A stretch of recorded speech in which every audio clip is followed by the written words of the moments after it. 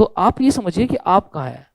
तो जब आप स्टडी कर रहे हैं आज की डेट में, डिप्रेस होके, परेशान होके, इरिटेट होके, खुद से ये करना है, ऐसे करना है, ऐसे हो जाए, ऐसे हो जाए, नहीं, ये जुडिशरी है, शॉर्टकट नहीं है, इसके अंदर हो ही नहीं सकते। मैं आपको डायलेमा में नहीं रख सकता, सॉरी। जब आप ज्वाइन करते हो तभी मैं हमेशा बोलता हूँ आपसे कि 2 से 2.5 साल लेके आना आपने। और बहुत सीधी सी बात है भैया, जुडिशरी का लेवल जो है वो लॉ से तो बड़ा है ना, हाँ है ना। लॉ पास आउट होने में तुमको 5 साल लगे, और जुडिशरी करने में तुमको 6 महीने लगेंगे। इलॉजिकल। हाँ, अगर कोई है बहुत बढ़िया इंटेलिजेंट और पूरी जान लगा के उसने ये ग्रीन वाला जो जोन है ये 6 मंथ में कवर कर लिया, हो सकते हैं, ऐसे लोग होते हैं।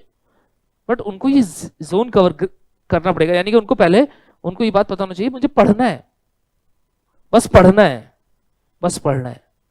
कैसे पढ़ना है वो बात की बात है, बस पढ़ना है। बेरेट खत्म करने हैं, कॉपीज खत्म करनी है, करंट अफेयर खत्म करने हैं, हिंदी ठीक करनी है, इंग्लिश ठीक करनी है, ये पहला पर्पस है ना। समझो ना आप, दायरा है, पहले तो आपको ये तय करना पड़ेगा कि आपको कितने दायरे में जाना है ना। लॉ तो ये ग्रीन जैसे व्हाइट पेपर ना, दिस इज लॉ। जब आपका स्टडी जोन है तो आप ये सर्कल क्रिएट करते हो कि मुझे इस लॉ में इतना पढ़ना है, और फिर उसके अंदर जो पॉइंट है दैट इज जुडिशरी, फिर आप इसको हिट करते हो। आप यहां बैठ के इसको हिट नहीं कर सकते, आपको हिट यहीं करना है, बट हिट करने का तरीका तो यही है ना। और ये जो सर्कल क्रिएट करना है ना, गोला क्रिएट करना है, वो कैसे क्रिएट होगा, स्टडी करने से क्रिएट होगा। कोचिंग इस गोले को क्रिएट करने में हेल्प करती है, यानी कि मैं आपको जो वो 2 साल का पीरियड है वो 15 महीने में, 16 महीने में कवर कर देता हूँ। तो आपको वो खुद से क्रिएट करने में जो सर्कल लगेगा, ये 2 साल जो मैं बता रहा हूँ ये कोचिंग की वजह से बता रहा हूँ।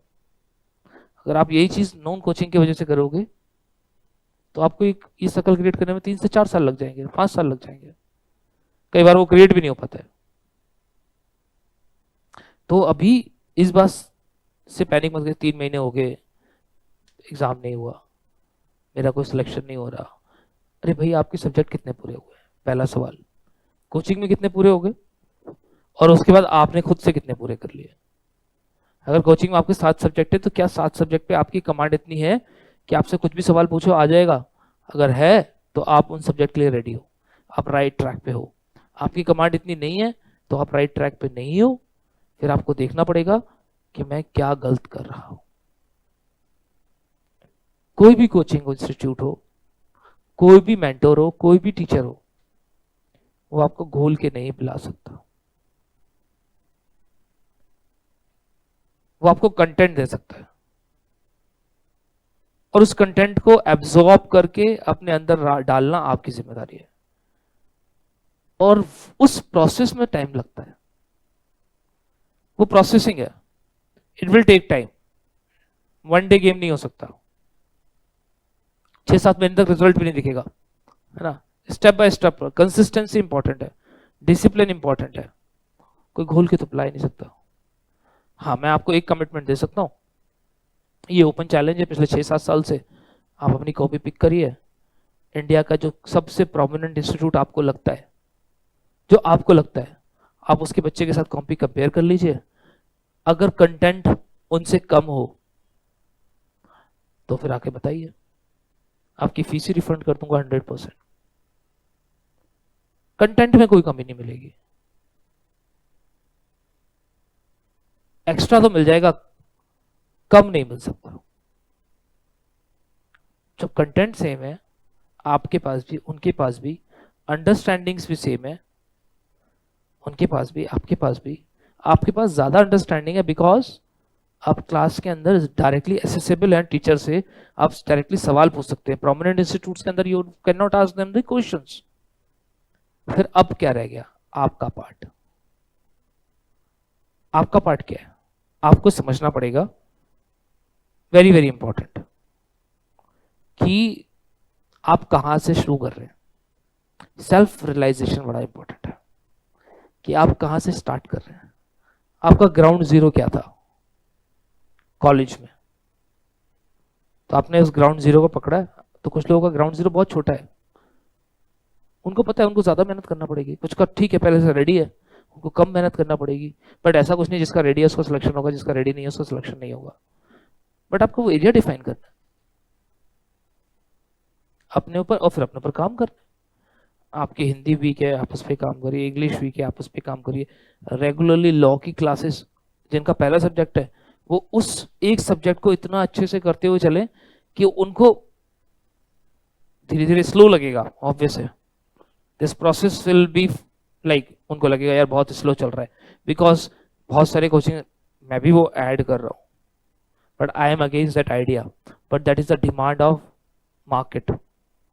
बट आई एम अगेंस्ट, मैं बहुत सारे ऐसे आइडियाज के अगेंस्ट हूँ जो मुझे इनकॉर्पोरेट करना पड़े, और धीरे धीरे अपनी आइडियोलॉजी से अगेंस्ट होते जा रहा हूँ कि मैं प्रिंटेड नोट के अगेंस्ट रहा हूँ हमेशा से, बट मुझे देना पड़े बिकॉज डिमांड था। मैं एक दिन में एक सब्जेक्ट की क्लास का फेवर करता हूँ हमेशा से, बट मुझे खुद ही दो दो क्लासेस ऐड करना पड़ रही है। बट फिर भी वहां पे मैं एक बाउंड क्रिएट कर रहा हूँ कि मैं माइनर सब्जेक्ट के साथ मेजर सब्जेक्ट, और कोचिंग में तो माइनर सब्जेक्ट मेजर सब्जेक्ट ही साथ साथ चल रहे होते, चार चार पांच पांच, है ना। वो कॉलेज नहीं है ये चार पांच। अगर घास काटना होता लाइक दो तरीके का सब, completing a course, if it's a race of completing a course, I am not the part of that. मैं ऐसा इंस्टीट्यूट बन ही नहीं सकता, I will prefer rather not to teach, कि जहां पर race to complete the course है। It is not a race to complete the course, it's a race to make you successful person. अब उसका प्रोसेस बड़ा स्लो है, तो मैं दिन में चार पांच सब्जेक्ट कराऊं, 6 घंटे 7 घंटे क्लास लूं, और आप उसको कवर नहीं कर पाए और कोर्स कंप्लीट हो जाए और उसके बाद मैं बोलूं I have done my course, सवाल आएगा आप कर नहीं पाएंगे, आप बोलोगे सर आपने नहीं कराया, मैं कॉपी को लाऊंगा दिखा दूंगा देखो करा हुआ है। तुम चैलेंज भी नहीं कर सकते क्योंकि टीचर तो नहीं छोड़ता ना कुछ भी। इतना स्लो, इतना सिंपल करिकुलम रखने का प्रोसेस, रीजनिंग इज दिस कि हर दिन की क्लास आपके माइंड में सेट होनी चाहिए, यही रीजन है उसका। तो आप रेगुलर पढ़िए और 6 महीने वेट करिए कि यार 6 महीने में देखना आप, और 6 महीने बहुत बड़ा टाइम बोल दिया। अगर किसी ने 2 महीने ध्यान से अच्छे से स्टडी कर लिया, 3 महीने, वो उसकी हैबिट हो जाती है, फिर उसको सारे सब्जेक्ट ऐसे समझ में आने लगते हैं ना जैसे लाइक अ केक वॉक। अब प्रॉब्लम क्या, आप पूरे साल पढ़ रहे हैं, 2 ढाई घंटे क्लास ले रहे हैं, बाकी पूरा दिन सो रहे हैं, घूम रहे हैं फुल ऑन। कुछ लोग पढ़ भी रहे हैं बट अनप्लान्ड मैनर में पढ़ रहे हैं, हैप्पीजर्ड मैनर में पढ़ाई कर रहे हैं, कभी कुछ पढ़ रहे हैं, कभी कुछ पढ़ रहे हैं, कभी कुछ पढ़ रहे हैं, एक फिक्स्ड लाइन ऑफ एक्शन पे है ही नहीं, उनका भी रिजल्ट नहीं आएगा। मैंने बोला ना यू मस्ट बी डिसिप्लिन। तो discipline is not continuously studying, rather discipline is continuously following the pattern of study also। Same pattern of study follow करना है आपको, अपना लाइन ऑफ एक्शन क्लियर होना चाहिए, मैं ये चीजें करूंगा तब ये होगा। एक स्टेज ऐसी आएगी फिर आप जितना भी हैप्पीसर्ड हो जाओ कुछ नहीं होता आपका, आप कितने भी अनऑर्गेनाइज्ड हो जाओ, यानी कि आप दिन में सीआरपीसी सीपीसी आईपीसी एविडेंस सब पढ़ लो, कुछ नहीं होगा आपका। क्यों? वो अचीव कर लोगे आप। जैसे मैं दिन में 4 सब्जेक्ट पढ़ लूँ, 5 सब्जेक्ट पढ़ लूँ, मुझे पांचों समझ में आएंगे, आपके साथ अभी वो नहीं हो पाएगा। हाँ, विद इन 6 मंथ 7 मंथ हो जाएगा, जब आपका माइंड उतना शार्प हो जाएगा, आपका माइंड उस तरीके से, देखिए ना मेंटल कैपेसिटी को समझिए। आप स्टूडेंट फेज से कॉम्पिटेटिव फेज में आते हैं, अब आपके माइंड को अभी तक रिलैक्स की आदत है।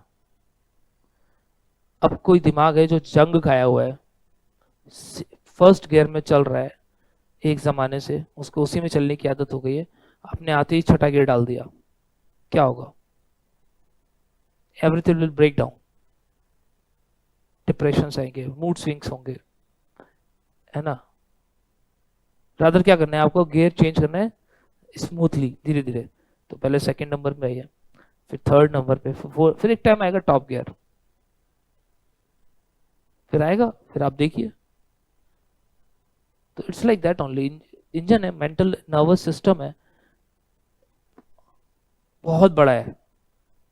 जो डम से डम अपने आप को समझता है ना, वो भी बहुत बड़ा इंटेलिजेंट है, बट फर्क इतना है कि उसको अभी अपने माइंड को यूज करने का पैटर्न नहीं पता है। तो आपको अपने आप को सिखाना पड़ेगा रिलैक्स, काम, ऑर्गेनाइज्ड, डिसिप्लिन, फेथ खुद पर, और जिस सिस्टम पे, जो भी सिस्टम तुमने फॉलो किया है, उस सिस्टम पे जिस तरीके से तुम काम कर रहे हो उस पर फेथ रखो कि अच्छा एक दिन में नहीं होता है। और कोई भी चीज एक दिन में नहीं होती यार। आपको यहाँ तक आने में भी 30 25 26 साल लग गए, 24 साल लग गए इस पोजीशन में आने में। नर्सरी में डाल देते सीधा लॉ करने के लिए, जब पता था लॉ कराना है तो। क्यों नहीं डाला नर्सरी में लॉ करने के लिए? 5th 6th के बच्चे को भी लॉ कराना चाहो तो कर लेगा वो, लिख के दे रहा हूँ। थोड़ी हार्ड वर्क पड़ जाएगा, 6 की जगह 7 साल लग जाएंगे, 8 साल लग जाएगा, बट लॉ पास आउट हो जाएगा।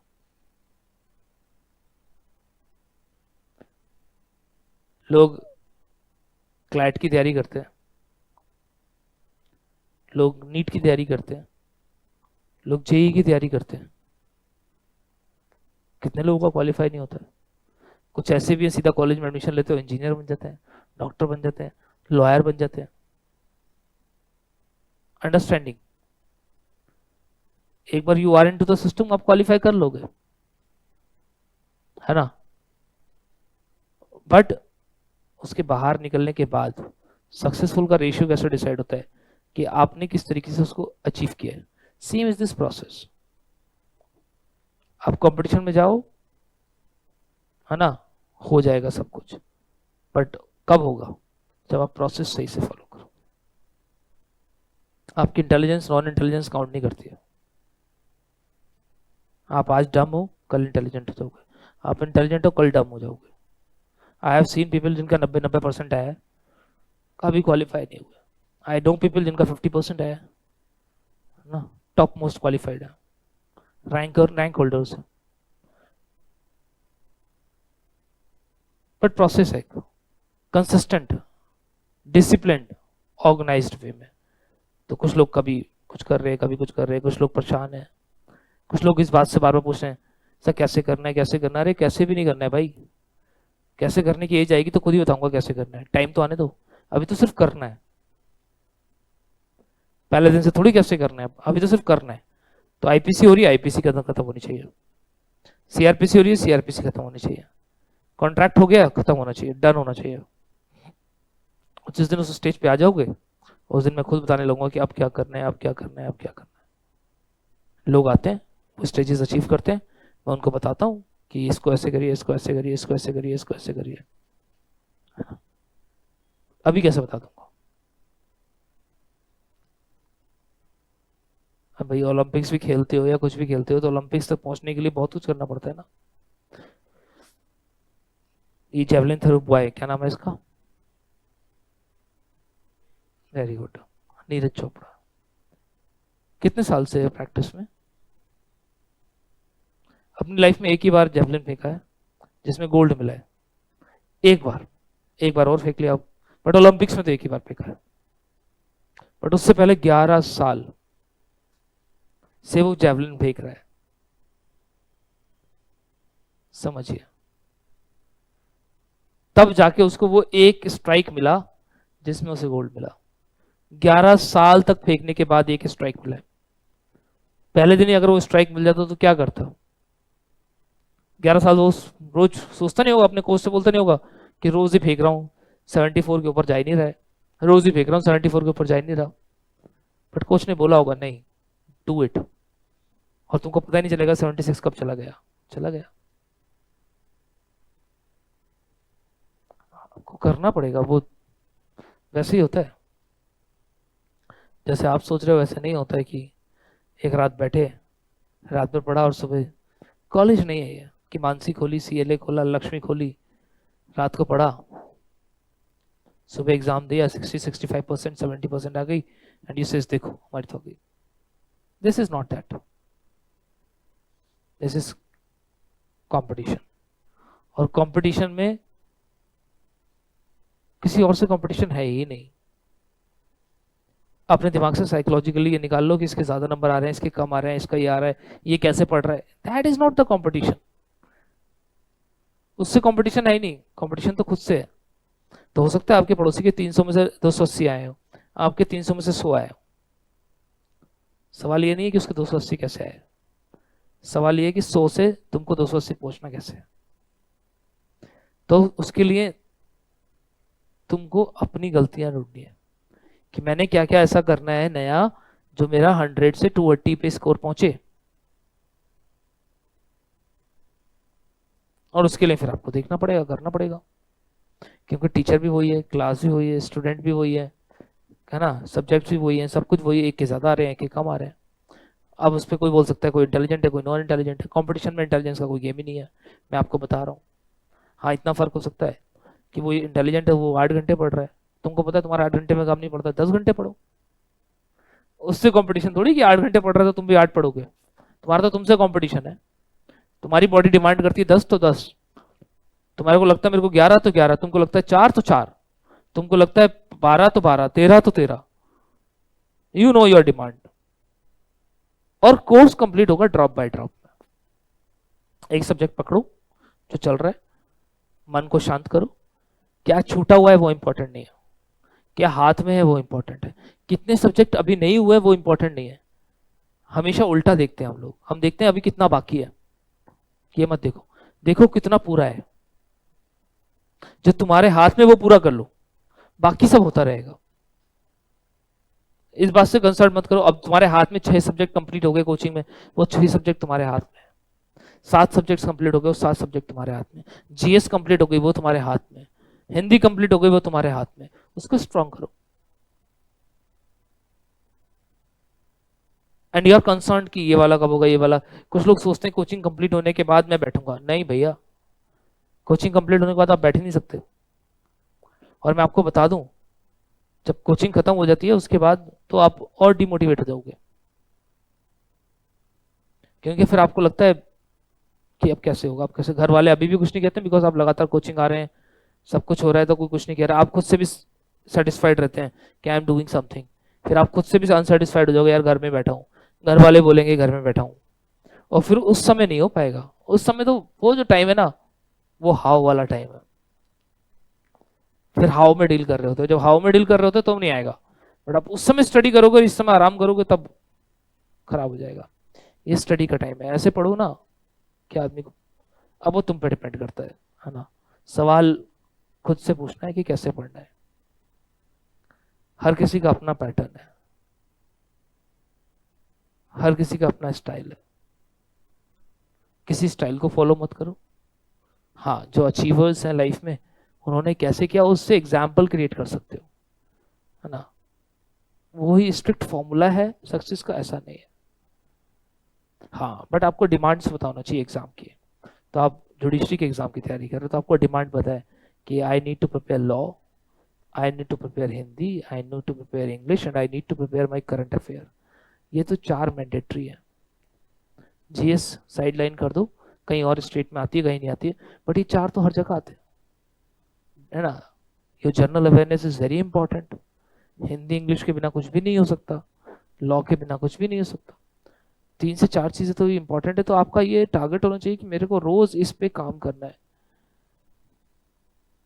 फिर सवाल ही नहीं उठेगा फिर कैसे करना है। जब तुम ये नॉर्मली करने लगोगे, जब तुम लगेगा आप आंसर भी लिख रहा हूँ, मेरे को हिंदी भी आ रही है, इंग्लिश भी आ रही है, फिर आओ मेरे पास कि सर सब हो रहा है, अब बताओ क्रैक कैसे करना है, अब बताओ इसको हिट कैसे करना है। फिर मैं बताऊंगा इसको हिट कैसे करना है, कि तुमने ये पढ़ा है, अब इसको इस तरीके से ये करो, इसको इस तरीके से लिखो, इसको इस तरीके से डिजाइन करो, तुम ये गलत कर रहे हो, इसको सही कर लो। वो है मजा ना। मेरे पास लोग आते हैं, मैं उनको शेड्यूल बनाता हूँ। I am very good in to making schedules, अपने लिए भी बड़ा अच्छा हूँ, बट वो खुद भी कर सकते हो आप। मैं उन्हीं के लाइफ स्टाइल के साथ, उन्हीं की स्लीपिंग आवर्स, उन्हीं की फूडिंग हैबिट्स, उन्हीं के आराम को फॉलो करते हुए भी स्टडी का टाइम निकाल देता हूँ। उसी शेड्यूल में से 7 से 8 घंटे 9 घंटे कहीं नहीं गए किसी के भी।